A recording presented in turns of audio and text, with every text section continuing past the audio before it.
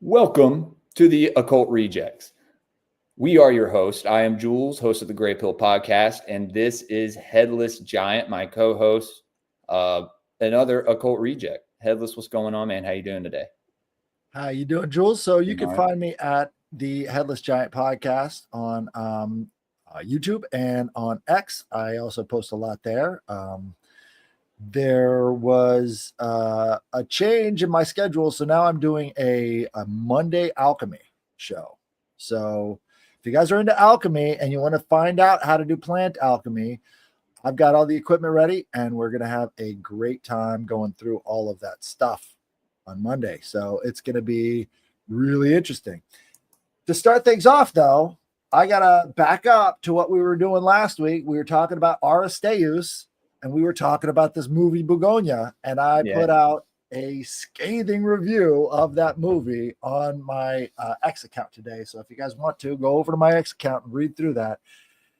This movie is a complete bastardization of the Begonia ritual and everything having to do with Greek culture, which is very ironic considering that the director is Greek himself. So the way that he characterizes this whole thing is 180 degrees different from the original stories about it. It's more than an Orphic insult towards these people. It's saying everybody has to die if you don't do what we say. So definitely check that review out because it's pathetic. Don't waste your money on the movie. It's really bad. Like the acting was pretty good, right, from a lot of these people, but these are not relatable characters, and it's definitely a globo homo garbage shit show. So go watch it. But today, I was gonna say, you did go see that movie after our episode last week, and we started the episode off with a preview of that movie, and it looked pretty bizarre to say the least. But I could have guessed they were gonna take something natural and bastardize it, right? That's what Hollywood does. We're definitely used to it by now. But greetings, everyone, and good afternoon. Yeah, I did want to say he is the host of the Headless Giant podcast and also Headless's Mailbag every Thursday. I finally got the name right. So we are. I think we're talking today about Artemis. Isn't that right, Headless?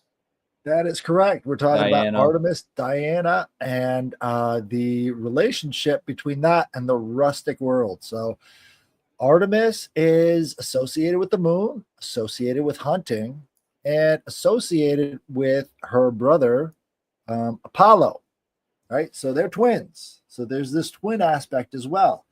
Now, the Diana in Roman mythology is less about the relationship to her brother Apollo and more about the idea that the moon is the grantor of crowns and significant figures in the polity. So there's a myth and a practice that James George Frazer goes into in his book series called The Golden Bough about the dying and rising gods and all these different cultures, called this is the Golden Bough ritual, right? So this is like the central focus of his book. Is he found out about this thing in Roman culture, and it fascinated him so much that he went out to all the rest of these surrounding cultures and found similar dying and rising god myths.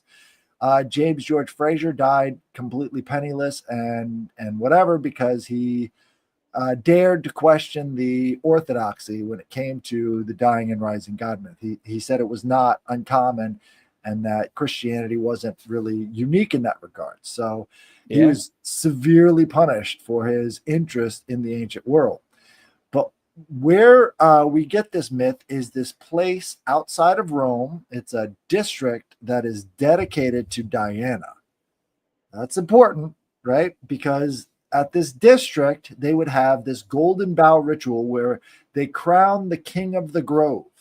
So the king of this ancient holy grove would be crowned there based upon their status as a fleeing criminal fleeing slave, or some other thing. So this freed man, either by his own actions or by the actions of other people, would then go to this grove, retrieve a bough off of the top of the tree, and then fight against the current king of the grove, and whoever won to the death, right, would become the new king of the grove. And it sounds weird, but actually it's at the center of American life, and we just don't realize it. So one of the things to the victors goes the spoils, right? I mean, it's worse than that. Like our always been the theme of everything. Our presidency is the king of the grove.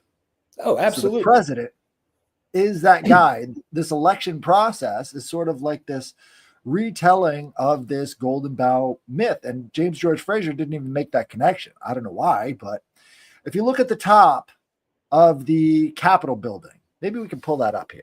Yeah, you want me to pull it up, or?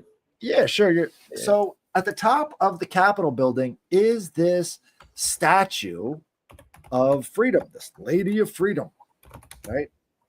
And so this statue is a very important part of this thing, because it's sitting in this Minerva-like structure, which is made out of the paths that go around the Capitol building. Oh, there we go. Yeah, that's a good one. Now, this one was, this caused a lot of controversy in the day, because the president of the South, right? So the guy who was commanding the Southern forces insisted that she cannot wear the hat of the freed slave, which is the Phrygian cap. That's a phoenix on her head, bro. That is a phoenix on her head. Yeah. Right? Yeah. But this figure that they're showing here is sort of this Diana type figure, right? Mm-hmm. Statue of Freedom is really, really close to the Columbia type goddess, which we're in the District of Columbia, just like the District of Diana. And so Columbia is a syncretism with Diana, right? So it goes through a couple other phases over the years in terms of the literary syncretisms that they make. So Libertas would be another goddess of the Roman pantheon that is associated with Columbia.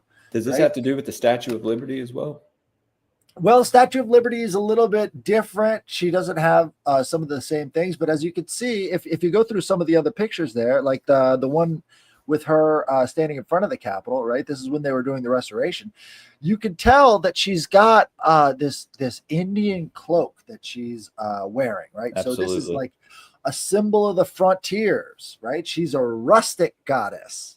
Right. She's not just this goddess of liberty, she's also a goddess of the frontier. And if you look through all of the depictions of Columbia in popular media as this figure of westward expansion, you also have that frontier sort of spirit as well. So Columbia, Diana, Artemis, they're all kind of in this frontier or rustic goddess motif, right? And so as she's standing on top of the whole world, which is also very important there, this is the globus cruciger idea. They're saying we are the global empire, right? Mm-hmm. What they're saying is that, she's the goddess who gives us strength to go forward and conquer everything, right? So it's less about hunting and more about like hunting people. We can subjugate all of the people under this goddess of freedom. Right.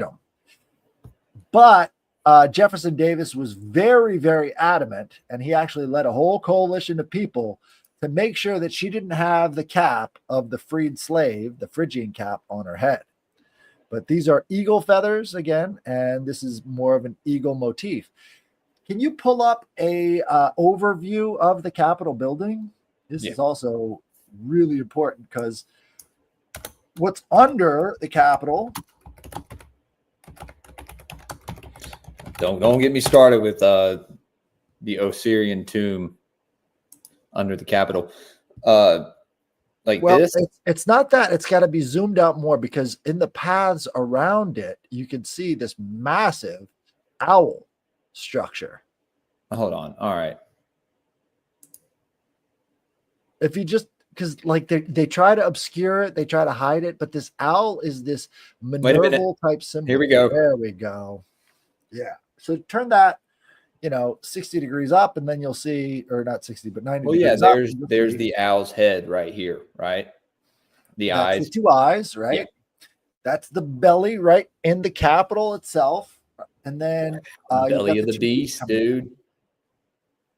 Literally the belly of the beast. Now, this is the same kind of owl-like figure that you see out at Bohemian Grove. So between the owl on this side and the owl on that side, everything is being watched, right? So this is the idea. We see at night. We have the wisdom to see what you don't. And this is a good example of that, because if you're not looking at this geoglyph, that's a geoglyph, right? Just like in South America, where they made all these structures in the desert that people could only see from above. That's what this is. It's a geoglyph that can only be seen from above. You're not going to be able to see it walking around on the paths themselves. That's important. That's part of their magic. When they say, hey, America's based on Christian ideals or whatever, you got to bring up stuff like this. This is part of their religion. So this is the wisdom to see in the dark. Minerva, right? Right. Yeah. Do you have Google Maps? Because we could just zoom right out from Google Maps and go over to the other, other angles. Let me go to Google Maps real fast if you want to keep talking. You got it. So what's also important about this is that the direction it's facing is the west. So the east side is the top of the owl's head as the sun's coming up. What do I type in on maps? Just Washington, D.C. and zoom in on that Capitol building, and we'll keep going down the line. Further west. And again, District of Diana, right? Diana Nemorensis, this Diana place in Rome, right, is very closely associated to this place in America via the symbolism. So we're seeing the Diana symbolism right there in Washington, D.C., right on top of the Capitol building, very Diana-like figure. And also this Diana Nemorensis, right? And Nemorensis is this Lake Nemi, right? That's where the grove was at, is at this Lake Nemi in Rome. And this is where the ritual would take place. Now, Nero is the one that rigged it. He rigged the ritual and then destroyed it for Rome, right? So he wanted to get his guy as sort of like the spiritual head of the Roman religion by rigging the King of the Grove ritual so that his guy could be like this high priest type figure. Well, obviously it lost importance at that point. Yo, guess who it is? Who is it? What up? What up? There he is. Oh, there he is. Hey, bud. What's going on? Sorry about that. Feeling better? No, you're good. You're good. Glad you're here. Glad you're here. So let's look at this map. Did you find the Capitol? Yeah. That's the White House. I lied. Go. Okay. Where? Okay, so I'm trying to. East. Okay, how do Come I down, do the directions? that's the Washington Monument. You just pull how it. do I do the directions on the map, Headless? How?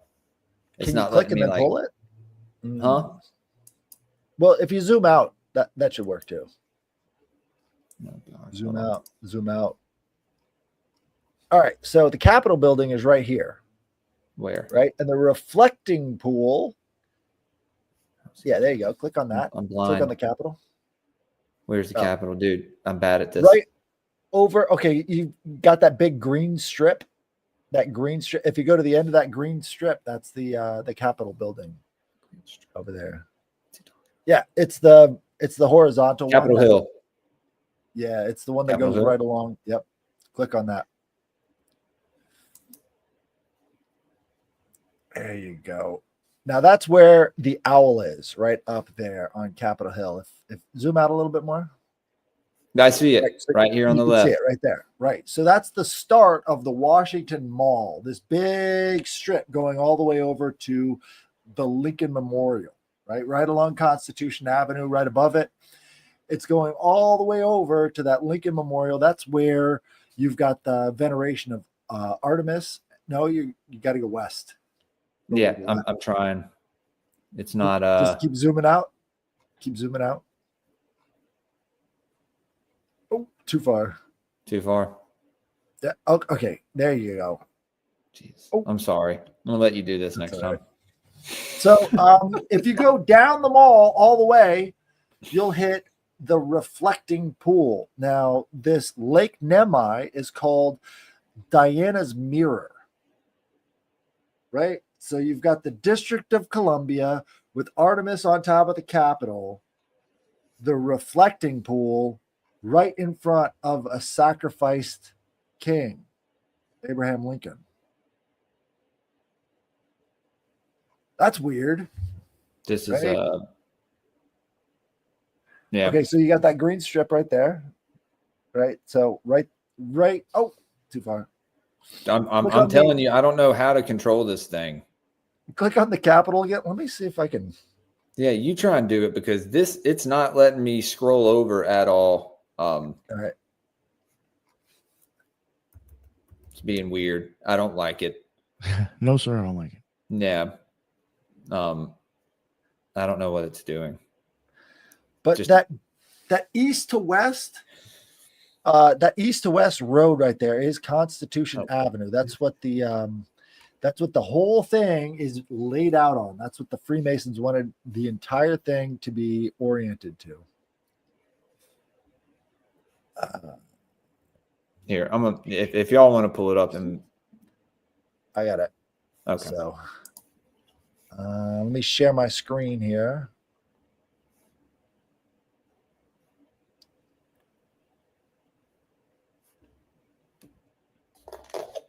All right, so it may have to do with me having a MacBook, but so right here in the middle of this procession, this Washington Monument right here, we see the Vesica Pisces, right? So this is two big circles right there with this vagina in the middle, right? And so the vagina underneath the penis, Washington Monument, represents that fertility ritual, right? So you've got this Lake Nemi, this fertility ritual, including this, these two circles around the Washington Monument, creating the Vesica Pisces, or this vaginal canal, right, is right there underneath that thing. Now, also, they had to put the World War II memorial right in front of that reflecting pool. They didn't want it. This was actually privately funded. So I think the Freemasons were pretty much opposed to anybody changing this Washington Mall. But this reflecting pool right here, man, you see how the District of Columbia almost makes a perfect square? Well, if you go down here, you'll still find the boundary stones. This was supposed to be a cube. She's supposed to be sitting on top of the cube in her district, right? The city of Seven Hills, Rome, Maryland, right? So it's no wonder they would put so much detail into this Roman thing and then have this Roman temple with this sacrificed king right at the end of that huge reflecting pool. So from the White House, though, right, we can see all these other shapes. Like you've got this pentagram right here. Mm-hmm. Yeah, I was like, yo, there's some wild stuff in there. Yeah, I'm pretty sure there's a compass and an apron as well. Well, the compass is actually on the Capitol side. If I could pull out there, yeah. So the Capitol side, it's actually part of the legs of the owl, right? So, is there a hexagram of Solomon anywhere? Oh yeah, that's further east as well. Figured that was over there. I could give a tour. I used to live in this area, so please, dude. This is great. This is fascinating to me because I know this exists, but I'm not familiar with the So particulars. this is the compass. You can see these two angles coming out from the feet of the owl right here, and then it goes out in the 60 degrees that you're used to seeing on that T-square and compass with the Freemasons. And then over here, well, again, right in the middle of all of this, that lines up right around 16th Avenue, right, is the Washington Monument where they're having this massive sex ritual. I see the Templar cross. I see the Templar cross. There are so many in this fucking thing. Yo. Sorry, I'm all giddy from this. I feel like a schoolboy. School child. Yeah. Okay. So the Star of David is over. Where is it? It's gonna pop out at you. Let's give it a minute. So it's really interesting. DC is laid out in this highly geometrically accurate fashion, but it stops at a certain point, and it stops over on the east side over here. There's a train yard that intersects the middle of the city, and it stops all of these geometric formations that they're trying to achieve here. Is that where the term across the tracks came from? I don't know. I don't know if that's the maybe not where it particular came place. from, but you could apply it to that. Very much so. Yeah. So what is the significance? Well, if you've been following the impeachment trials of Donald Trump, you'll know that they had to march the impeachment orders from the Senate over to the House in a funerary march. Yeah, I remember that. This is the symbolic death and rebirth of this King of the Grove ritual. They have to have this sort of funerary procession as a ritual to ritually kill off the king currently and then bring in the new king. So it's at the heart of American politics, and nobody wants to acknowledge this stuff because it ruins a lot of illusions. And Washington Memorial is right on that same center line that goes all the way through the pentagram of the White House, all the way up into this other stuff. Now, what's even more interesting is that it's not actually a pentagram. What this is the bottom of Malkut. This makes a giant fucking Kabbalah tree. Yeah. That makes sense. Right. That's terrifying. Dude. Right. They built it into the streets of your capital. Wow, man. Also, why the Society of the Cincinnati is so important is because the guy who designed this thing came straight through the Society of the Cincinnati. Everybody remarks that he was a Freemason, but no, he was part of the French chapter of the Society of the Cincinnati, which was the official cult repository for all of the all of the presidents. They have to join. They become members as soon as they're elected. And all of the offspring of the members of the Society of the Cincinnati, all of the male offspring, all become members as well. So again, these circles right here would represent the different Sephiroth. Right. Now, there's another interesting part over by Q Street.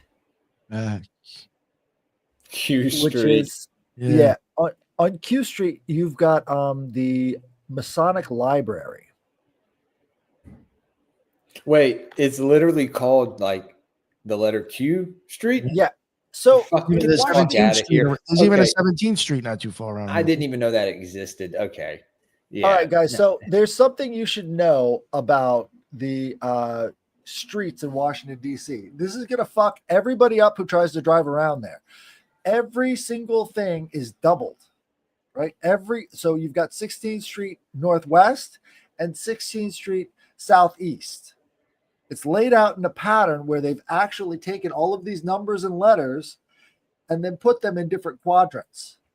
So all of the Q or all of the letter quadrants are in one area, northwest or southeast and southwest, I believe, and then all of the number quadrants go from southeast over to northwest. So everything is doubled, which makes getting around the city fucking impossible. Yeah. I mean, dude, And having to drive around all of did not these know traffic that. circles and everything else. If I would have known that there was a Q Street in Washington, I would have known a long time ago that Q was a psyop instead of finding out, Still holding after that one. the first Trump term or whatever, when everyone was disappointed. Yeah. But definitely, it kind of tells you right there who controls that movement. That's wild. Yeah, this is crazy, dude. This is something that I've been wanting to look at. So I'm actually pretty happy that you pulled this up. Well, I think, this sort of exemplifies why she's so important in the Rustic pantheon, is because she represents the frontier of everything, right? And to control the frontier is to have a state. You've got to have borders. You've got to have that ability. So this is at the central core of the processing unit, if you could say that, of how they, view themselves, how they rule the world. They have to have control over all the frontiers. Okay. That King of the Grove, man. Yeah, I've heard that somewhere before. Does that have any? And this may be a stretch. Does that have anything to do with the story of Robin Hood and all that, going back into the Green Man or whatever? Possibly. In some ways, there are literary significance, but you see that Maybe that King huge of the Oak cross I don't know. right there. It's all this cross. Now, if you wanted to get technical, that would be like this cross of Henday, right? This is the thing that decodes all of it. And you can see those two legs coming out from the owl make this giant kind of egg shape around the whole thing. Let me see. That's wild. Yeah. Everything is encapsulated in an egg. So boom, and you've people got just need to learn cross to after accept cross after cross. Wow. So amazing. Well, This guy. It kind of looks like the Maltese. Well, no. Well, I don't know. It's interesting. That one picture that's over to the right was like almost kind of what I was trying to explain. I think it was with you, Headless, when I was talking about. Oh no, maybe it wasn't you. With the eyeballs, I have one eyeball and all this. Yeah, it was for the number dude. One eyeball. The two of them. How they will actually. It takes two to make the one vision.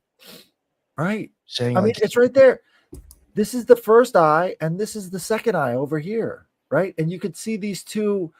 That's where these cross right here is this other kind of vision. So, damn, dude.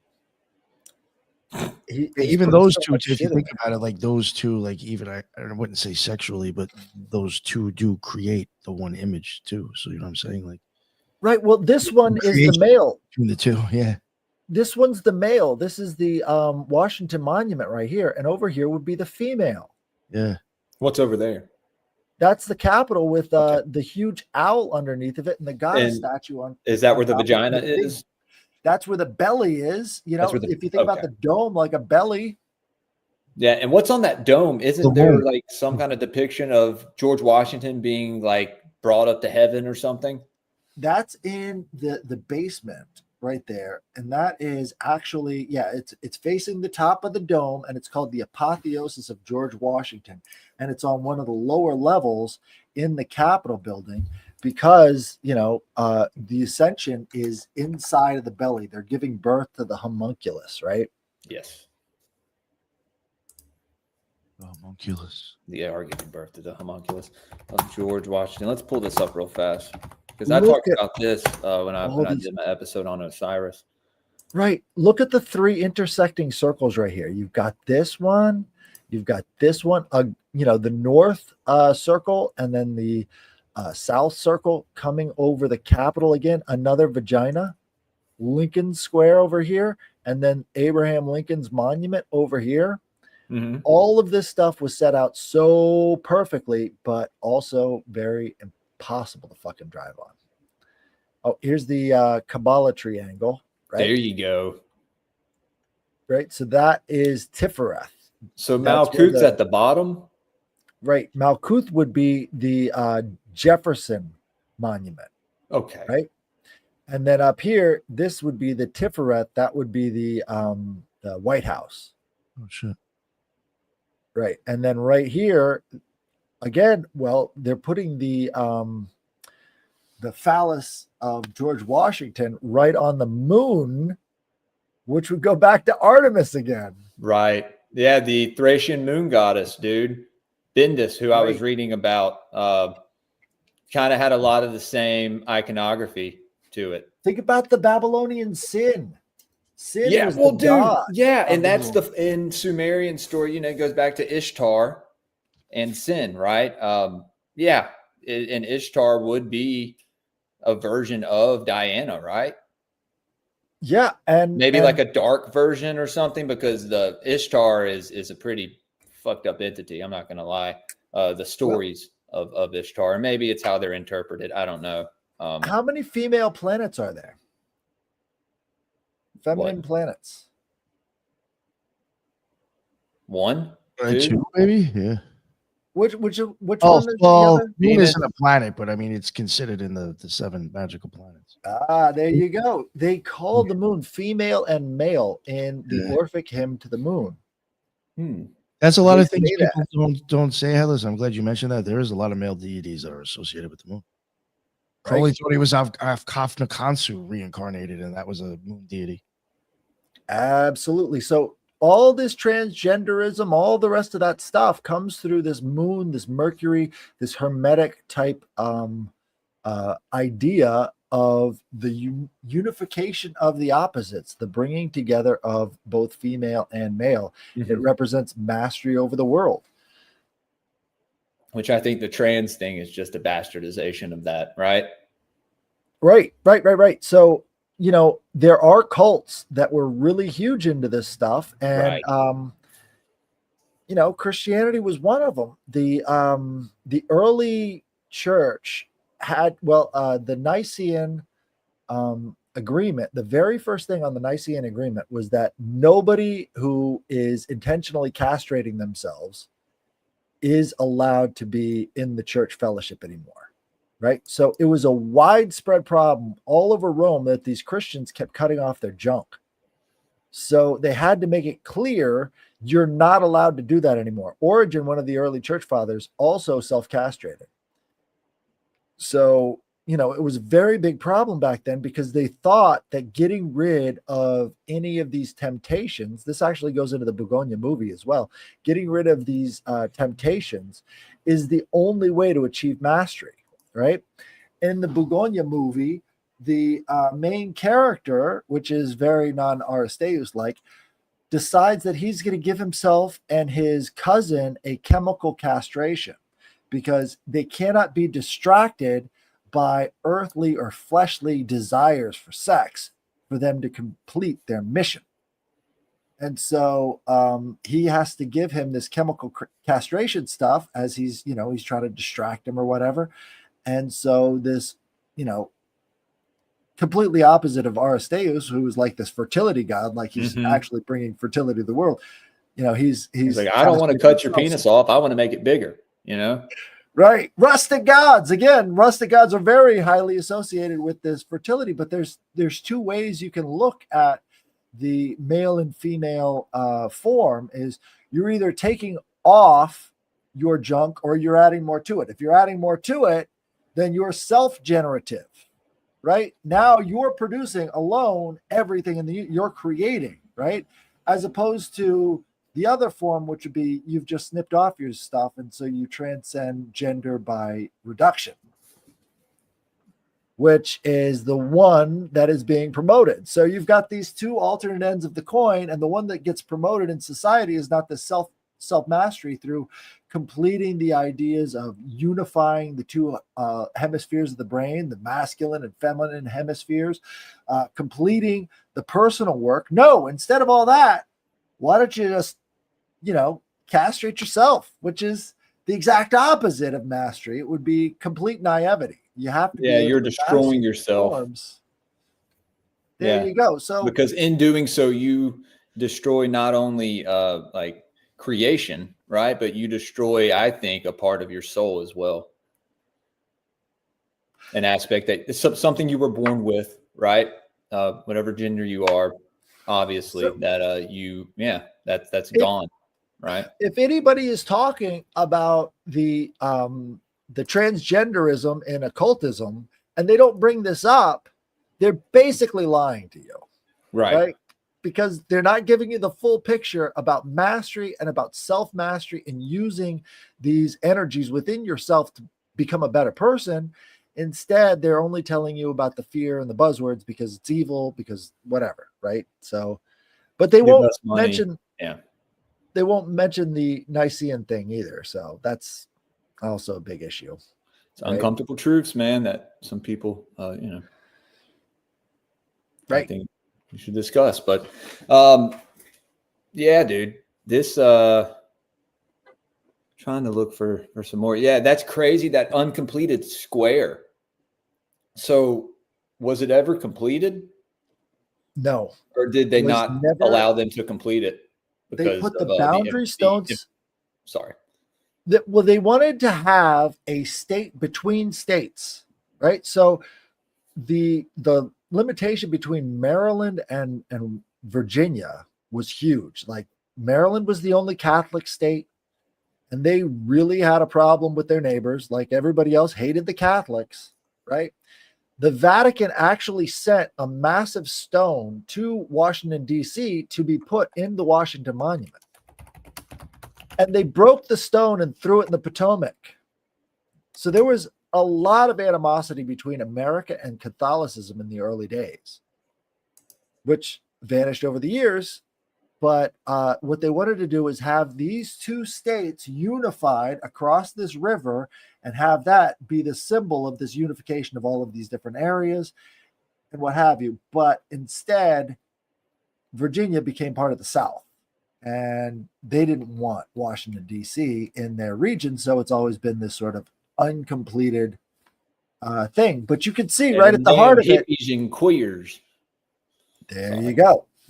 So it's also funny too. Where's the line between the North and South during the Civil War? Do you remember that? The Mason-Dixon line? Was that right there? No. It was in Pennsylvania. It was between Maryland and Pennsylvania. So technically, both capitals of these two feuding states in the Civil War were both in the South. That Mason-Dixon line was supposed to extend all the way out to California in terms of slave states and free states.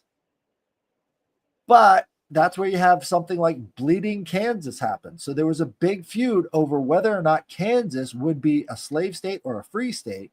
And they had open wars going on before the Civil War with John Brown and his gang and all these other people who wanted to make them a free state, and the South that wanted to make it a slave state. Right? Because they wanted to have that voting majority. When Abraham Lincoln was elected, they did not have that representation at all from the South up to the North. So all the South voted against Abraham Lincoln, and he still won anyway.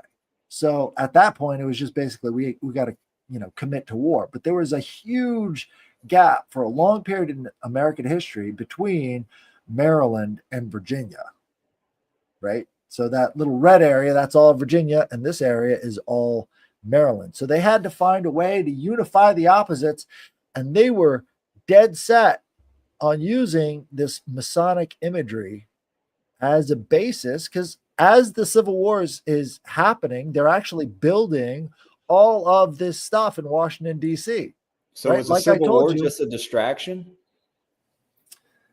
I don't know if you could say distraction, but I think these people had such a, deep knowledge of their own history that they thought by using these symbols and these techniques and all this stuff that was in their, sacred geometry textbooks and all the rest of this, they could unite these people who had very little in common and wanted to go to war with each other. Mm-hmm.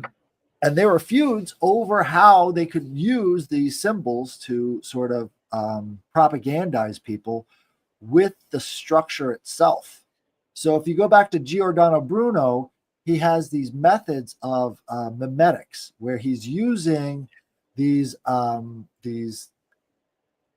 geometric and Yes, like he's structural They're ideas. sigils.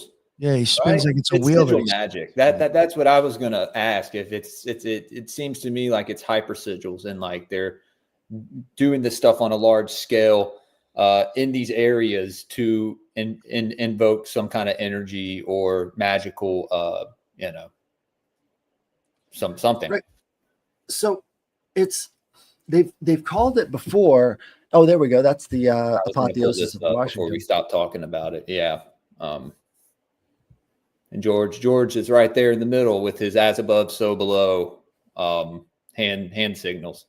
Hand of Sabazios. Hand Yeah. of Sabazios was And before the hand of benediction. So he's holding up the hand of Sabazios. can you name all the gods, Headless? Who are all these? I know Well, that's you got Poseidon on the left. the 12 Olympians are outside of that ring, right? So they're heavily implying that there is some sort of ancient pagan element here that is founding this country. That is a spirit that is moving through this country. That They're looks like an adamant eye on in the it. middle. Nick, Say that again. looks like an eye in the middle. Yeah, right. Yeah, Big time. definitely. Yeah, if you could zoom in a little farther, I could probably pick out some of the elements from them. But basically, That's about as yeah, far you've as got we'll go. Neptune over on the west, right? Neptune, So okay. he's holding up that trident, and let's see, there's got to be Hephaestus in Columbia, right to the south, right below George Washington. She's holding the shield and the sword, Literally right Columbia. under his phallus. right under him, exactly. And this is at the heart of the womb of the temple, right? So Okay. this is the under the dome, right, where the pregnancy of this, egregore of Washington or egregore of a state over all the United States is being birthed, right? It's powerful symbolism. Dude, this is how the There's original Columbia. churches and all these like old places of worship were built out like in the format of our body, Right. Look at all the pentacles surrounding them too. That's crazy. Heavily encoded magic, dude. Heavily encoded magic. And nobody's paying attention to this stuff on a magical level anymore. Is You that see- Aries down there to the southwest? It could be Aries or it could be Athena, maybe Minerva. Because again, Minerva is like this There's a warrior rainbow goddess. connecting down to it. Ooh. I can't really see. You don't see the rainbow right there? It looks like the Twin Towers, to be honest. It's Wow, the Twin dude. Towers. That's something. I Wow. don't know who that is to the north or the two to the east either. But who are the ones sitting around George Washington? They look like angels, right? Lots of sort of angelic symbolism, but they could also be like, saints of the revolution or one There's of these 15 other. of them, I think. Hmm. No, I don't know. Just thought that was interesting since Mhm. since we are talking about Artemis. There she is. But yeah, before they called it Washington, D.C., before it became the capital, right? When the capital was still up in Philadelphia, this area in Maryland was called Rome, Maryland, because there are 7 hills that are adjacent to Washington, D.C. They are in the District of Diana, right? They are in the District of Columbia. So all of this stuff is heavily spiritualized from the European ancestry. And if you look, that guy right below George Washington is carrying a Phrygian cap on a pole. I know. I was just about to say, dude. That seems like the same hat that Hermes wears too. That's the one that they refused to put on the Statue of Freedom because, what's not Jefferson? What's Hermes Jefferson Trisman. Davis? Well, Yeah. yeah, Hermes had one too, but Jefferson Davis insisted you do not put that on the Statue of Freedom because that is the sign of a freed slave. Well, We and will then not send that symbol. you were talking about the chicken. Well, how she was kind of depicted in the native garb. Look right to the right of this image right here, down here. And you have, this female with this headdress on that is very similar to the one with the phoenix on her head, you know? I think there is 0% chance that the founding fathers did not know that there was European contact before Christopher Columbus, and they were making them parts of their own tribe. They knew that the Creek were speaking a derivation of Greek. You know, they knew that there was ancient contact there, but they kind of kept it secret, except in works of art like this, where you could see that even though they're at war with these native tribes, they still consider them part of their own family.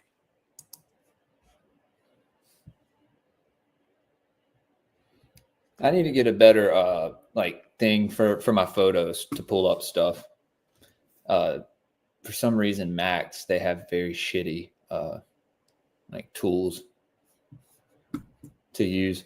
Right. Artemis was also the goddess of childbirth. Real okay. Yeah, I wanted to ask you if she represented anything else besides. Yeah, she also had a heavy association with the moon, but as we can see, that that lunar Sephiroth is right there at the yoni and phallus of the Washington Monument. So yeah, they couldn't be any clearer with that. And also the sun, which would be Tifereth, is right above that moon circle, right? So they're making the Greek Kabbalah, I think that's what they were going for. They're trying to mix a little bit of both, or whatever. They're trying to take these entities from this one and with the themes and the the symbolism from this other and mesh them together to create their own gods or whatever. Well, I think the Greek Kabbalah is actually older than the Hebrew Kabbalah, but that's very controversial. That's a very interesting subject. I'd like to talk to you about that sometime. Right. I just think because I didn't know there was a Greek Kabbalah.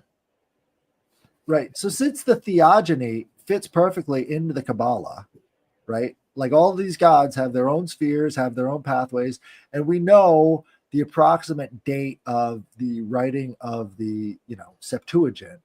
You have to understand that they were influenced by that Greek source. So when they're saying that they have the one true Kabbalah, that's through the Bible, which is filtered through the original Greek versions of this stuff. Right? Huh. Interesting. But this is like at the core of perennialism, right? The idea that all of these things can be mapped out geometrically in a very similar way. Eos, goddess of dawn. What's that about? I don't know. Rex talking about. Rex did. I guess he may have been talking about one of the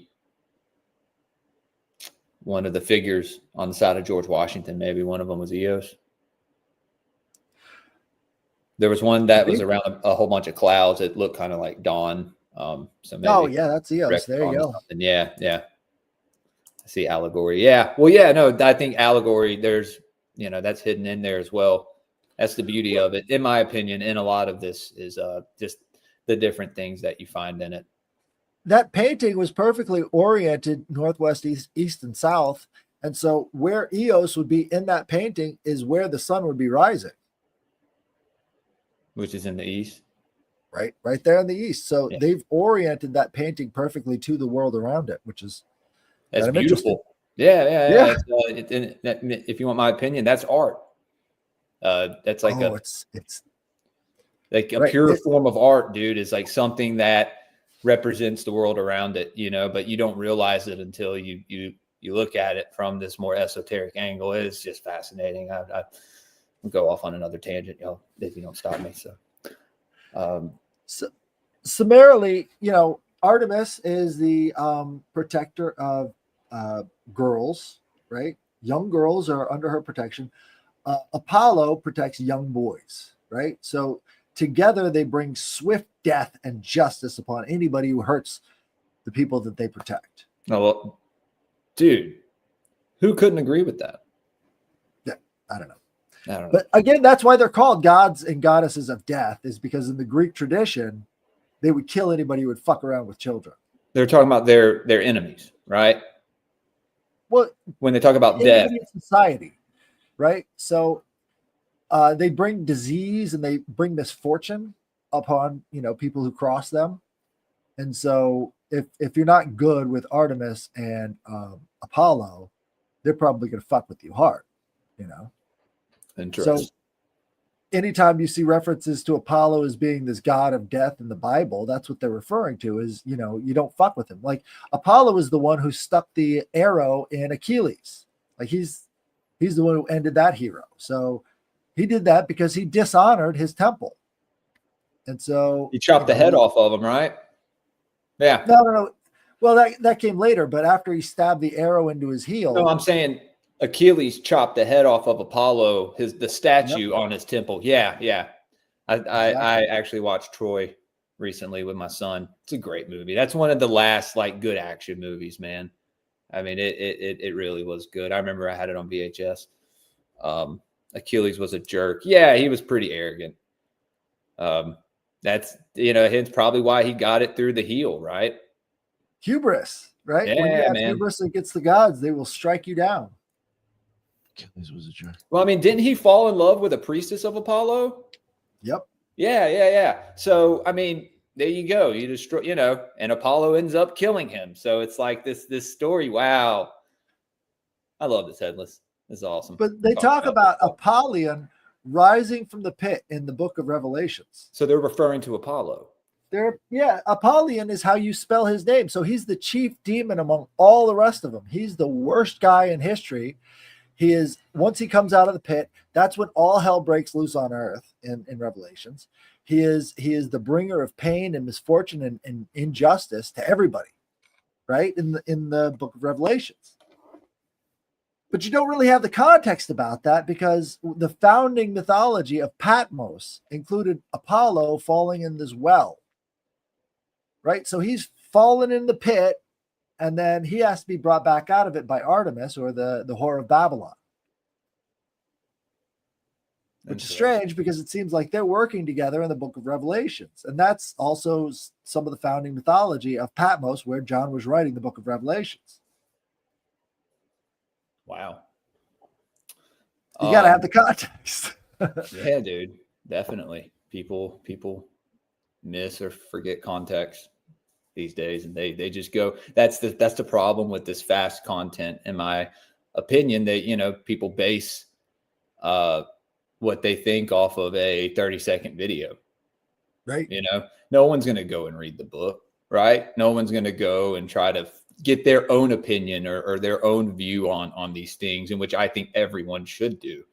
I don't think it certainly adds a little bit of you know, impetus for the people who are controlling things to try and get this information on top of everything else, because if you don't know how it's actually working from the historical and documented sources, then you can, you know, use anything from the Bible to discredit anything that actually has sources, you know? Yeah. So it keeps you in a big pen, and it works. You know, because if you can't think outside of that paradigm, you're doomed to repeat that paradigm. So it works out on that angle. But perennialism, when you go back to the sources in the Bible, is about analyzing these symbols and seeing where they cross over in other cultures as this perennial system. It's all one religion. You know, that's what the Theosophists were trying to do, is they were trying to syncretize everything into one single thing. And that's why they call it the world religion or whatever that these Theosophists were pushing. That came through their analysis of all of these. Yeah, well, we were just talking about on the Esoteric Book Review. We had started the Secret Doctrine, and then we switched over to another book. But we were talking about how they would use the swastika and the the hexagram of Solomon in unison together, right? And that came from Theosophy. Okay, makes more sense, right? And you know, these efforts have produced things like baseball, for instance. So all of the Theosophy stuff went directly into the making of baseball, this great American game. It was uniquely American, but it's in the shape of this, you know, the big G for the diamond shape. Again, we're back to geoglyphs again. They're using this as their form of magic. Now, telling you, hyper sigils. To me, right? Like the era where baseball is at its height almost is the innocent portion of America. Like this was, this was like the up and coming of this culture and civilization. And instead of, always fighting with each other in these civil wars, they got together on the sports field and they got along together. And you could see how that magic could possibly work to bring a nation together. Because we think of that as sort of like the American way, and that was definitely because who supposedly started baseball was this Northern general, right? He was a general in the Northern Army, and he wanted to bring America back together. So they probably a pretty based dude. Get it? Well, baseball. He was based. You got me. Just it was okay. After Doubleday, that's his name. I was trying to. Okay.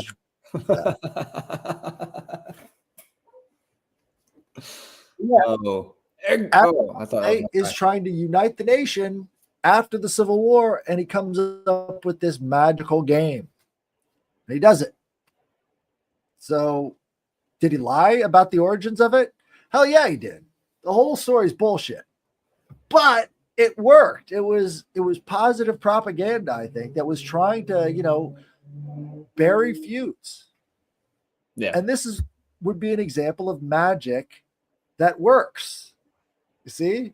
And if you don't have the magic that works, what can you do to change things? Not a lot. So if you demonize this stuff and you're not able to use it as your own form of propaganda, you're fucked. You don't really have that agency in the same way that the people who make these successful spells pull it off. Intention is everything too, Same with prayer, Bingo. Guys. So if you have these symbols and you know how to abstract them and to create spells out of them through art and all the rest of the stuff, you make an excellent propagandist. When you can integrate all of these religious symbols throughout all of these years into geometric forms and what you're creating and putting out there to the world, you can actually make something that gets people's attention. What do you think, Nick? Subliminal messenger. I agree. Propagandas? Well, it's not just propaganda, it's also beauty. It's also spirituality. Yeah. It's all of these things that come into this form to try and create something, which, hey, I think that's what magic is. Hey, yeah. So Subliminal had a question having to do with the Artemis shuttle or whatever it was, being in between Orion and Apollo or something. If there was anything with that, I don't know. He said he was going to show up and ask in the chat. I would have had the actual question. He had mentioned something about it. Maybe it's something you can look into. Well, the first rockets were called the Saturn V rockets, right? Okay. These were massive. They were like, 6-story buildings? These things were fucking huge. These are what they were using to get up to, outer space. And then you had the Gemini rockets, right? And then the Gemini rockets were smaller. They were sleeker. They were actually, more efficient. And then, it moved on down the line into the shuttle rockets. So, there is a significance to these things. The Saturn V was the furthest limit that they had gotten to that far. So it represented that Saturn energy. And then you've got that Gemini, which is sort of like a mirroring of sorts, right? So it's of the Apollo Artemis story. Yeah. Right. And, you've got the divine twins, always as this ever-present force in nature is the polarity. Isn't Apollo... There's one god or one deity that you see in both the Roman and Greek pantheon. Is that Apollo or is that Apollo was worshipped in Magna Graecia. In fact, Magna Graecia is the bottom tip of Italy, right? So that was all Greece. Did you ever see how much Jesus looked like Apollo at one point? Hell yeah, dude! In the Vatican. depending on how close they were to areas that worshiped Apollo. In the Aquarian Gospel of the Christ, I know it's like a channeled book or whatever. People want to say what they want to. Christ is hanging out with this Greek mystic named Apollo. That's all I got to say. That we're doing that on Esoteric Book Review at some point, guys. It's going to be a banger. Y'all got to come open-minded for that one, and no dissenting opinions and whatnot. We're going into probably before the 3rd century, though. Yeah, I mean, you'd have to look into it. It's very interesting stuff. Could be fake and gay. I don't know, but it's definitely it's interesting enough for a read, in my opinion. So in the basement of the Vatican, they have images of Christ as Helios. Let me see if I can pull this up for you guys. Which is really interesting. Helios is this sun goddess or sun god that has the rays coming out of its head, kind of like the Statue of Liberty. Stop screen and try again. Substacks. Share screen. Vatican Helios. Here we go. So this is Christ pulling a chariot with these sun rays coming out of his head, surrounded by all of these. I think they're oak leaves. Could be. I'm not sure. But this Probably is in oak leaves. Yeah, probably. Yeah, so this was in the basement of the Vatican. This is the kind of Christ that they were worshiping back then. And it's far more Roman. Looks more like Mana's. Right. Right. So this is early Christianity is far more Romanized. Yo, if you're over by the Visigoth areas, that motherfucker looked like he had hips on him and man boobs. Yes, sir. Wow. Yeah, The divine depictions of Jesus, especially depending on where you are, because you got to look like their God. I mean, it's just right. In the image of their God, right? Yeah, I mean, they do it. Makes sense when they make Mary wasn't huge until ISIS was a problem. Damn, right. That's a whole nother rabbit hole, dude. That's a whole nother episode. Also, why they would demonize Apollo so much in the book of Revelations, because you've got to now eliminate that influence from tainting Christianity. No one said that. I said in this book, he was hanging out with another mystic, and that mystic was named Apollo. No one said Jesus is Apollo. Right. So this Apollo Helios imagery kind of indicates that they wanted Catholicism to mean what it means in Latin, which is universal. They have to be the universal religion and to get as far out there as possible with how you relate to these other cultures. I don't know if you guys have ever heard of the Hunab Ku. This is great. So the Hunab Ku is this imagery from the Mayans. That picture right there, headless, is very interesting that they had that underneath the Vatican. Because I've been looking into what you would call like the men of the oak trees or the oak grove, or what. That's why when you brought up the King of the Grove, I was like, wait a minute, this is very reminiscent of these Druidic, initiates. That is very, very similar to early Christianity iconography and symbolism. So, Yes, sir. So this is the Hunab Ku symbol. This is the Mayan yin yang sign, right? And so this Mayan yin yang was also another thing. It was standard Yucatec Mayan orthography. It's a colonial period Yucatec reducto term meaning the one God. It is used in colonial and more particularly doctrinal texts to refer to the Christian God. So since found frequently in Chalam Balam of Chuyamel, a syncretistic document heavily influenced by Christianity refers specifically to the Christian God as the translation into the Mayan Christian concept of one God to use and enculturate previous polytheist Maya to the new religion. So they grabbed this symbol and they said, "This is the Christian God. You guys already worship it." Bring that symbol back up. Yeah, The Hunabku. will do. There we go. Let's see, images. All right, there's a good one. Interesting. People are going to say that symbol on the inside is like the FBI code for pedophilia or something. Maybe. I mean, all I know is this goes way back in Mayan history, and they had some Right. weird practices. So yes, I wouldn't be yes, surprised. They did. Throwing heads down the pyramid steps and whatnot. Well, that's more the Aztecs, but they Okay. had some. I'm glad that you're able to tell me that. There's another Yeah. thing I do want to mention with that, though, is that even from things that I've noticed, just looking at certain ways of people visioned what's going on out there, there was a point where they did think the sun and the moon might have actually kind of spiraled around the planet, or like there was like spiraling going on. It actually wasn't. It's hard to explain. Like that image could actually be showing something else. Those colors that's all alchemy colors as well, right? That we talked about, that we've talked about before. Let's see. That's interesting how people are getting it tattooed on them. Yeah. It's a really popular symbol because obviously, it's very much like that,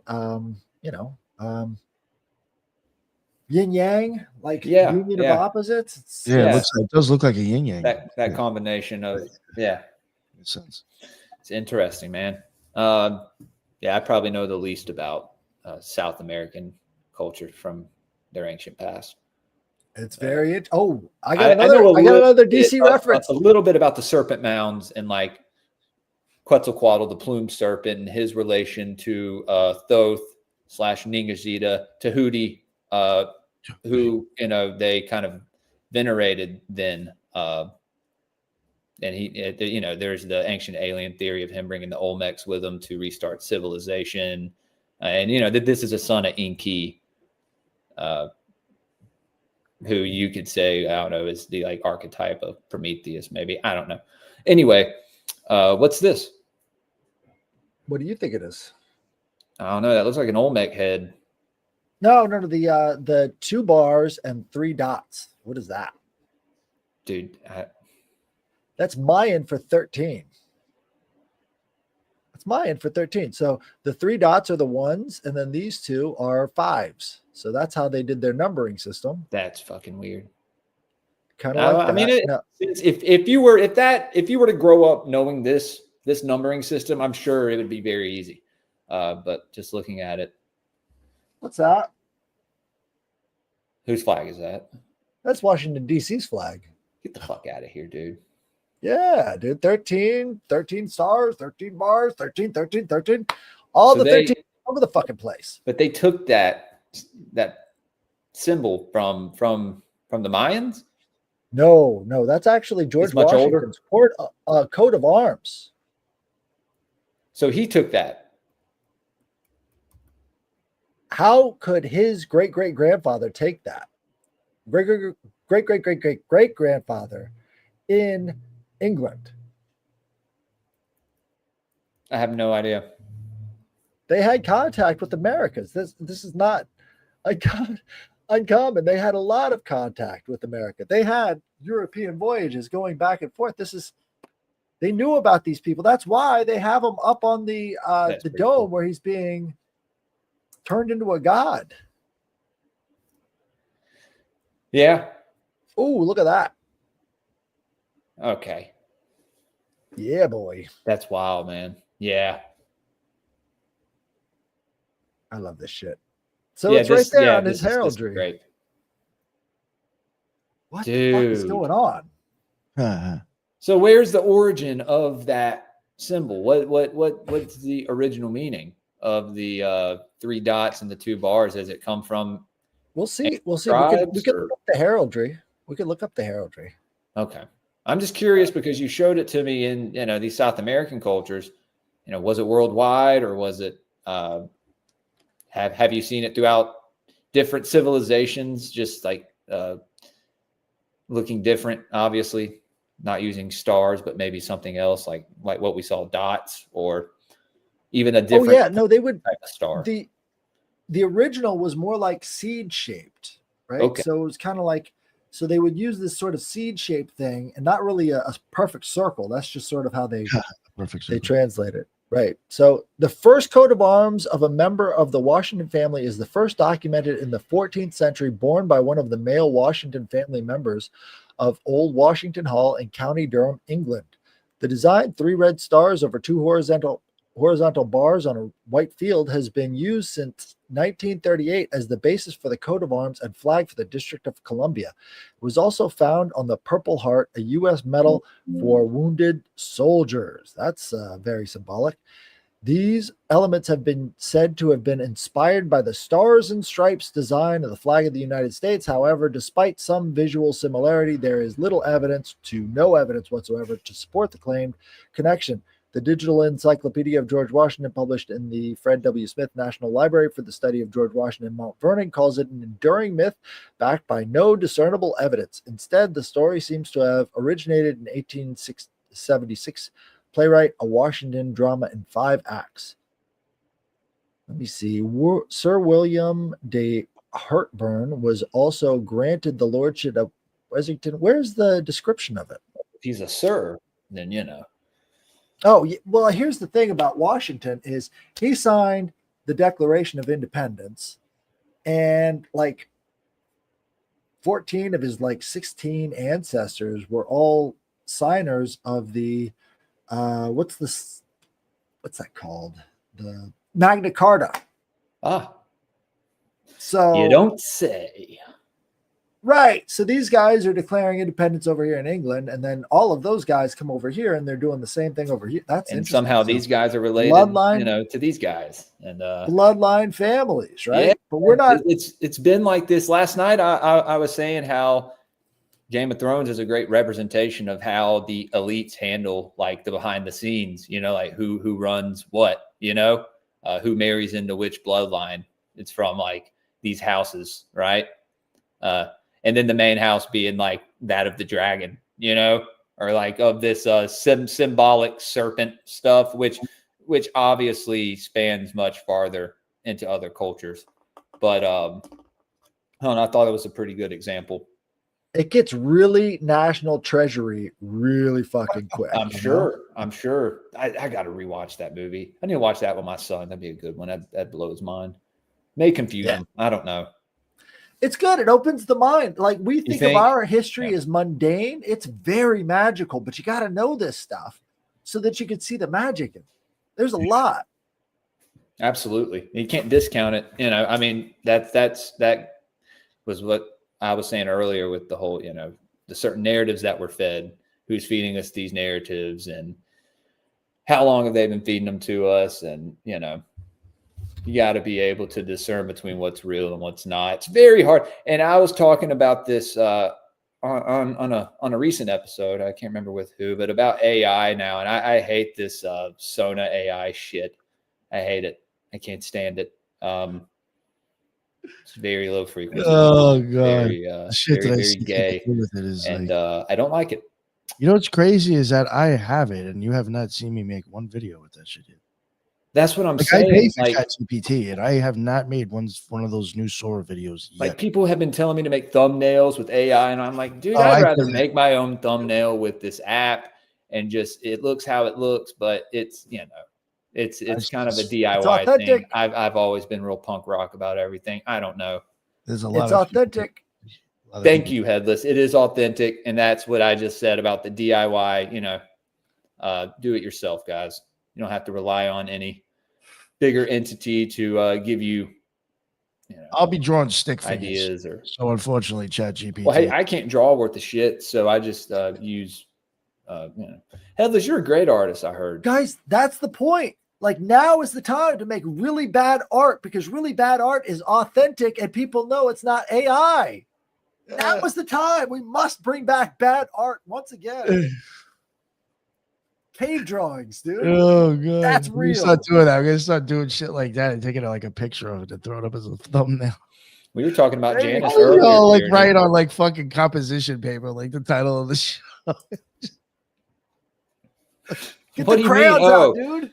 yeah. How I'm always like, hey, bro, you got a thumbnail? Yeah, I'm gonna do that next time. I'm gonna send you a picture of like my thumbnail. That's what I mean. Dude, oh no, it's always they're fun to make. I don't know. I get you. But hey, so It who are we opens up going to be new talking about horizons, next week, guys. Headless? I guess Ah, Apollo. next week. It'd Apollo's only be not one of right. the rustic gods. Oh, he's not. No, it's Okay, Artemis. That's the learning rustic something goddess. new every day. Right.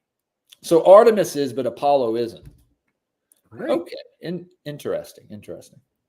Right, because she's out there on the frontiers hunting deer, and Apollo's more like war, and he's also the god of Delphi, right? So he's the god of prophecy as well. He's always depicted as being surrounded by the muses. The 9 muses are his in the depiction. So all of the inspiration that comes through is related to Apollo as well. And that's something. I was listening to a podcast about the muses from K.Y. Dickens, and she was talking about how these muses are more real than people think, right? So this is the telepathy tapes lady. She was thinking, what if inspiration is a type of telepathy? And actually these muses are coming through these ideas you have in your head. So clearly like a non-local form of consciousness. So what if that's what they were doing back then? That's what these muses represented. It was a connection with non-local consciousness for the purpose of having epiphanies and seeing the world differently. I think that's kind of interesting. Yeah. Makes sense with music and sound in general, and that's where Bingo. Muses, music. Of course, that word probably comes from that. Yeah, it comes from the muses. Half of I our words. never thought about that. Like I said, we learn something new every day.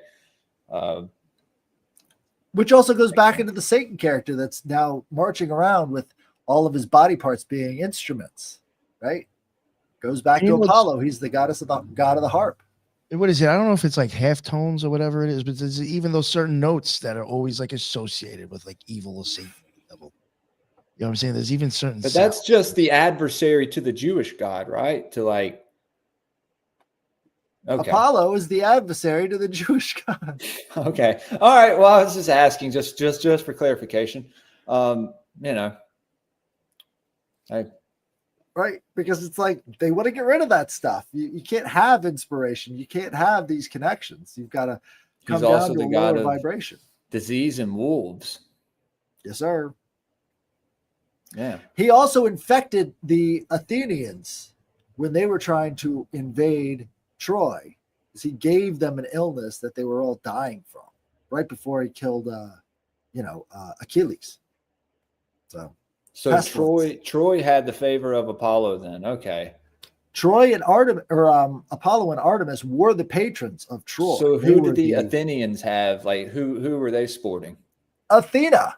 Okay. All right. Hey. All right. I got it. Thank you, Headless. And Zeus wanted to break it up. He wanted to stop all this stuff, and he couldn't figure out how. I love this, dude. It's fascinating. That's why it's such a great book, because it's encoded into Washington D.C. with the symbols themselves. All of these things come through the culture. Now we don't read these books in terms of like the actual religious practices of the founding fathers, but I think it's probably a lot closer to the reality is that they were Hellenists. That's why they knew this stuff inside and out. That's why they put it up everywhere. They understood it. Well, yeah, and the reason for that George Washington thing being in the basement, and I'll probably do an episode on this soon, since we're getting into like what is it, all the Grail Kings and the Round Table and all that stuff, is that these guys in these mystery schools that were at the top, like King Arthur was known in some of these mystery cults as this like resurrected God King, right? And so he would go, him dying was symbolic of him going into the underworld and like transgressing through all these mysteries and the symbolism and decoding it for his fellow initiates back in the physical, on the physical plane. And so when they would descend to the underworld, they would know how to, not be afraid and kind of have this discernment of, these entities and symbolism. They would know how to read the symbols, right? Therefore, not fearing anything, understanding everything. You're able to pass through the spiritual world unharmed. That's a very interesting take, I think. But appreciate it, man. Very good conversation, gentlemen. Yeah, we appreciate you guys coming and hanging out with us. This whole idea for this series was Headless's idea. So shouts out to Headless Giant. I guess he had to go away for a second. But Nick, we got anything else this weekend on the Occult Rejects, brother? Oh yeah, tomorrow. Tomorrow we will be going. Unfortunately, I have to. We have one live show and then one studio show. Yeah, Ivy the Occultist didn't want to go live. She's a little nervous, so that's not gonna happen. But we do have Deborah from Paradigm. Oh, fuck, I forgot it. But she's been on Headless's show. We had her on once for like her weird experiences. But she's actually been on like a lot of other like kind of occult or witchy shows. She does like she's got a whole thing going on. Very interesting woman, very nice, and yeah, she'll be on. She's kind of like an empath, and she does. She's had like weird experiences, astral shit like that. We got that going on, and then the 14th we will be covering Serpent in the Rainbow. It should be the whole crew of the Occult Rejects. I'm gonna watch that movie. Yeah. I'll watch it today. Yeah, I sent it in. Like I said, I sent it in the chat too for everybody. Guys, I was going to say, I think I'm doing something on Discord tonight. Later tonight, after I hang out with the family today, we'll do the movie night on Discord. We'll watch Eraserhead, or we can watch. And I'll send you guys a link if y'all want to come hang out. And sure. It's in my Discord, so it gets kind of crazy, but I think y'all like it. It's gonna be awesome. We may watch Eraserhead, or we can watch Serpent in a Rainbow. So y'all just if you're in the Gray Pill group chat, let me know. And yeah. Anyway. One thing I do want to plug real quick that will be, I guess we'll be all working on eventually, hopefully sooner than later. Next week, God willing, I should be, as long as everything goes all right, I will be going to Coral Castle next week. So I hope to be getting tons of footage, and I will park my car blocks away and send my drone over if I have to. What is that again? I've heard you mention this on the show. Yeah, I had Library of the Untold come on. It's just my opinion. The guy was an occultist, and he was he made some shit that was just unusual. I think there's a lot of occult symbolism. Probably like free energy shit, weird stuff going on. At this castle. Yeah, Coral Castle. Yeah, look it up. It looks like, I don't even know how to explain it. Do you think he may have opened something there? Oh, well, I think he understood. I mean, where it was, I think he originally moved it to somewhere, I think the ley line's like a lot closer. It's pretty much on one. Yeah. The guy, I don't know. There's a lot of weird stories even behind the dude. In my opinion, I will agree with the Library of Untold guy. I do think he kind of had a smear campaign on him because of the weird shit he was doing over there. I do think it starts to show like just weird shit. Like he had a door that moved that was like tons and tons. It would spin, and like engineers went there and like fucking pulled it apart to see how it works. And they when they went to go put it back in, they can't get it to work again. Wow. They don't. They don't understand how this guy's shit works. This guy had fucking, that door that turns. Had a drill hole straight through the fucking thing. Like, how do you even do this? So yeah, I'm going to be going there. I'm going to be hopefully taking as many pictures and video as I can without getting yelled at. And I will be, as long as they don't have something blocking it, I will be getting drone footage. Oh yeah. So, and then I would like to cover it on the show, like show the photos and stuff and just the history about the place. Absolutely. So Ed Leeds Scowlin also has a bunch of books out there about different designs that you can actually recreate at home. So look up Ed Leeds Scowlin books, read through them. They're really confusing at first. You gotta read it several times to understand it. But once you start to get it, he's trying to unlock some secrets of the universe. So that's what I think. Look that shit up. Yep. Yeah. So as long as I make it, hopefully, maybe a couple of weeks after we do Silent Serpent in the Rainbow, we get the crew together and just talk about this place again. Oh yeah, man. And hopefully, like I'll have my own footage. So did Alelu get robbed by Anu? Was he wronged over and over? No. Alelu in the mythologies robbed Anu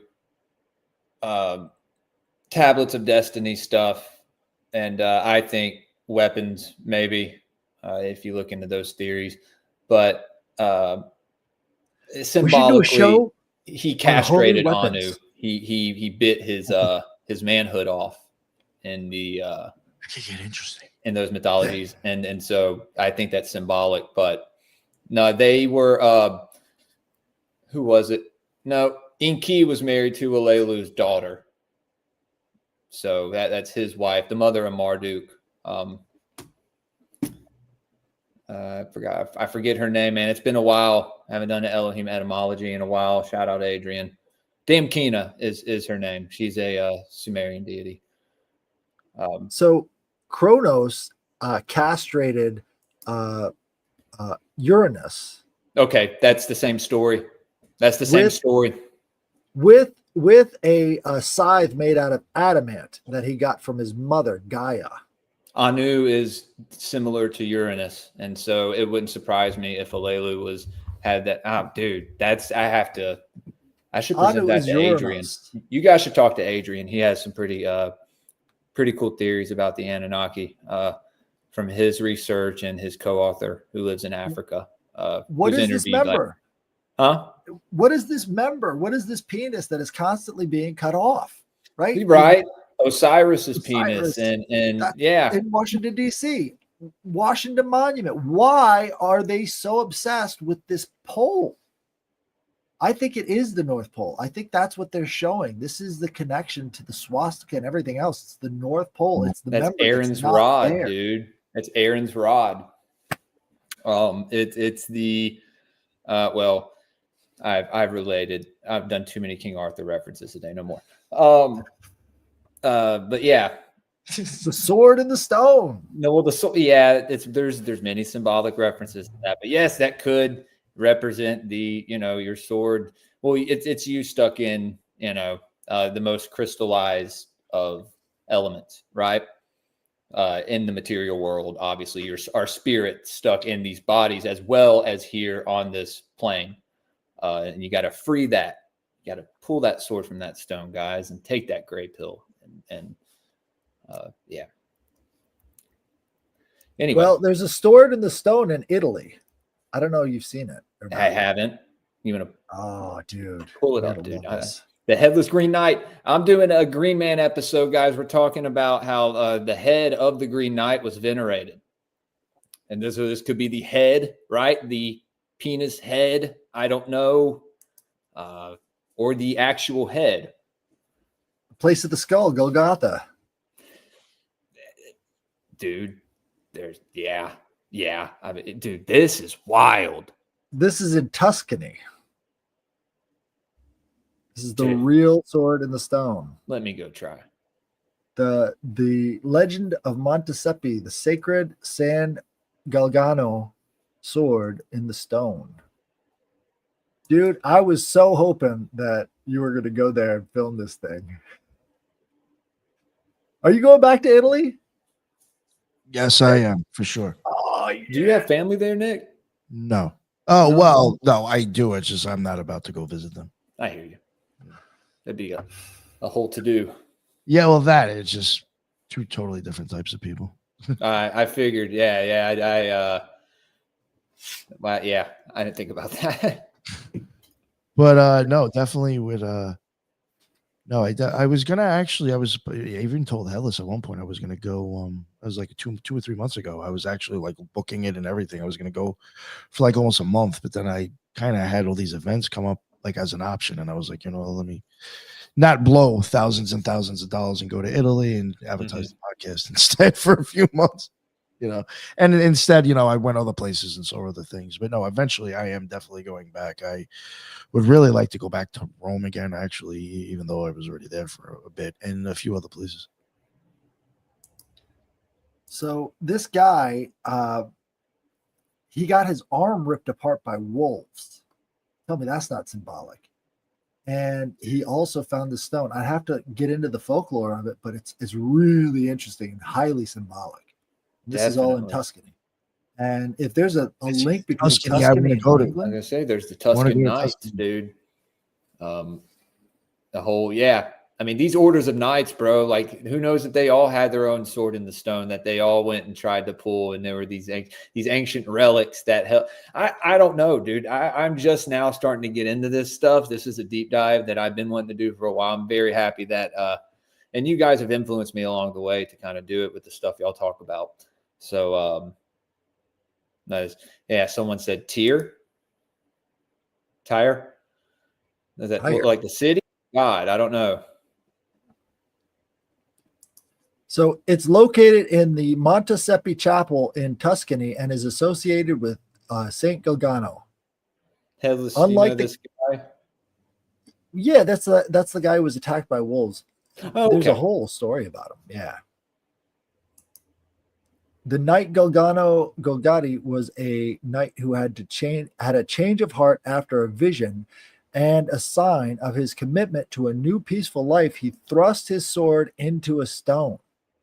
Wow. His action turned the symbol of war into a symbol of peace and devotion, they say. After his death, the chapel was built around the stone at the Montesepi Hill, and he became known as San Galgano. The ruins of a larger abbey built in his honor can be found at the bottom of the hill. I'd love to visit that place, man. I bet the energy there is something. Right. Wow. But he's putting the symbol into the stone instead of taking it out. Yeah, that's very interesting. Very interesting. Gives it a whole new meaning in the way, you know? Right. But yeah, anyway, I didn't know if y'all had anything else on the subject today. This was a banger, dude. These episodes keep getting better and better the more I learn about this stuff. So I appreciate you guys hanging out with me, talking about it. Thank you. Absolutely. I think these rustic gods are just the beginning. Once you start to understand that these are the frontiers of the human mind, right? These are sort of where we interact with, new ideas and new thoughts that are coming into our heads. You can kind of understand why you have such huge explosions of creativity around like the rediscovery of these old ways. It's like once you start to understand these symbols and how they relate to the rest of the universe, you can actually use them for you. And a lot of people did to create the world that we see around us. It's highly linked to new thoughts and new associations, mind expanding. Tyranny, you just this makes me think of a whole nother story. You just maybe connected something for me. Thank you. We're not going to get into that. Was it the biting that connected something for you? No, it was the second in line and basically stolen birthright. I don't know. Yeah, that is what happened. It was all about who was ruling in on Nibiru, right? In this other, I think another realm. If you want me to be honest, I think the alien thing maybe, could be a psyop deception. But these stories, these mythologies, I think there is some truth in there, especially with the certain deities that you see in all these ancient cultures. But like I said, yeah, Elohim etymologies, Tyranny. I'll be doing those again soon. But anyway, did you guys have anything else y'all wanted to plug? Or check out tomorrow's show on the Alchemy Mondays, because I'm going to be making tea in the Soxhlet extractor. You can do anything with the thing, but it'll be awesome. Get some big content. Got a vacuum pump. Yeah. Well, that brought back memories when I was fucking making steroids in my kitchen. Dude, they made me come down and sign for that thing. Nice. They made me Hey. come down and sign for it. They would not leave it on the porch because apparently the vacuum pumps are highly coveted in the drug making market because you can lower the temperature of anything that you're trying to boil to a degree that it's not going to be as dangerous. So these vacuum pumps keep the danger levels way down when manufacturing anything with this lab equipment. You're like, no, bro, I'm not making drugs. I'm just doing alchemy. I was just gonna Something say completely I was an different. alchemist before I even fucking knew it, dude. Everybody is. You got to rediscover it. So the people that cook methamphetamine, are they alchemists? They are Methanists? certainly alchemists. I was using the stove for Methanists. my shit. I literally had a beaker with stuff on the stove and mixing it and dissolving crap.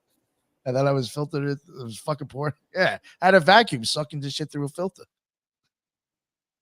Yo, then I had 2 dudes bottling up the shit for me because I had so much to make I couldn't do it. I was paying people.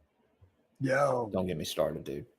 Don't get me started. He's like, yeah. My younger days. I am only 33, but I was a very wild young man in my later teenage years, my early 20s, before I had children. Illuminati confirmed. Yeah, guys. I took the deal, So Yeah. I'm doing so well. I'm in a 1-bedroom apartment. somebody probably clipped that. Anyway, like I said, everybody go follow me on Twitter at GrayPillPod, Instagram GrayPill_podcast, Rumble, YouTube, Spotify, Apple Podcasts. Like the stream, share it with your friends and family. If you want to support the show, you can buymeacoffee.com/graypill, ko-fi.com/graypill, also patreon.com/graypillpodcast. If you're a Rumble person, I have locals that I post all the private links to as well. We have the esoteric book reviews every Saturday morning. Headless will be on next Saturday for the Golden Ass. There's the book. Yeah, I told you, Nick, he's going to pull it out one time during the stream. And so I didn't say it. I might be a asshole, so okay. I can't. And then you get the link to the Discord where we have these little watch parties that we do, and you get a free sticker pack, early Elohim etymologies, deals on merch when I promise it's coming. Me and Subliminal, he has his Building 7 site. I'm going to have some merch put on there ASAP. But yeah, a lot of perks over there. It's a good way to support the show. Yeah, guys, y'all tune in to the Occult Reject show tomorrow. I guess, well, yeah, that's 5:00 Central, 6:00 Eastern. Hell yeah. And then I'm doing a show tomorrow. I'll keep people updated. Don't know yet. But yeah, this was fun. And go check out the stream from last night I did with my wife, and Season of the Rat, and then Conspiracy Extremists came on at the end. We had a good time. Yeah, anyway, guys, y'all stay gray-pilled. Y'all got anything else to say? Y'all good? Oh, check out the trilogues with me, Ethan Indigo, and Ricardo tomorrow. It's going to be a good time as well. And share these streams. Like and share, dude. What are you doing? Yeah, definitely. Go post them up in some Facebook groups or some shit, too. Yeah, I only stream to YouTube because I didn't know if you wanted it streaming to the Facebook, but next time we can do the Facebook. Oh, too, yeah, if you no. want. All right, everybody. Later. Happy Saturday.